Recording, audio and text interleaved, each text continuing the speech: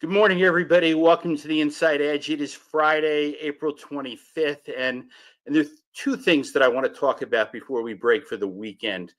We are starting to see a lot of polls in the governor's race. There's a Rutgers Eagleton poll just released within the hour, and you can read about that on the New Jersey Globe. And a Univision poll is expected out today, and with a large field of candidates, there's no shortage of internal polls.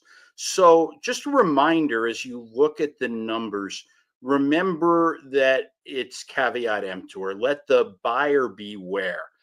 These polls, as they say, are merely snapshots in time. The voting has already begun. Millions of dollars are being spent every week, and the political landscape in New Jersey is changing like gangbusters. So enjoy these polls, but don't necessarily let them drive your decisions. At some point, we're going to have to talk about global strategy group and whether it's okay to be the pollster for two candidates, Mikey Sherrill and Josh Gottheimer, at the same time, especially when they're coming up with different results. And sure, they say they've built a wall within the company, but everybody says that.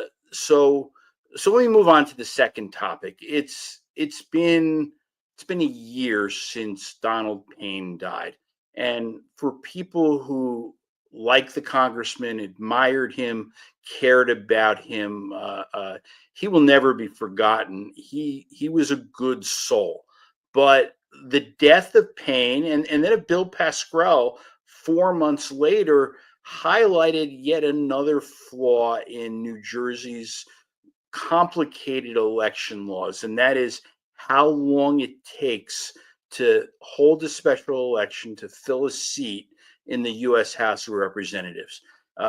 It took 5 months to replace Payne with LaMonica McIver, and that's because everybody worked on an expedited schedule in order to make that happen. On the other side of the river, when George Santos resigned, it took New York 10 weeks to hold an election to replace him.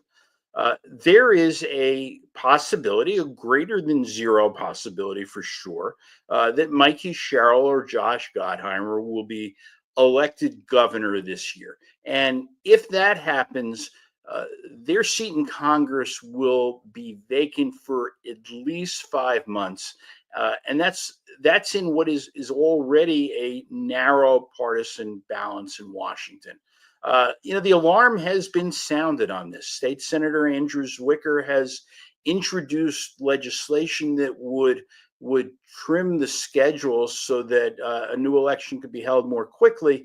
But his bill isn't moving, and this is Jersey, so it's a place where elected officials are more likely to respond to an emergency. So if Sherrill or Gottheimer advance through the primary, watch the Zwicker bill get some attention.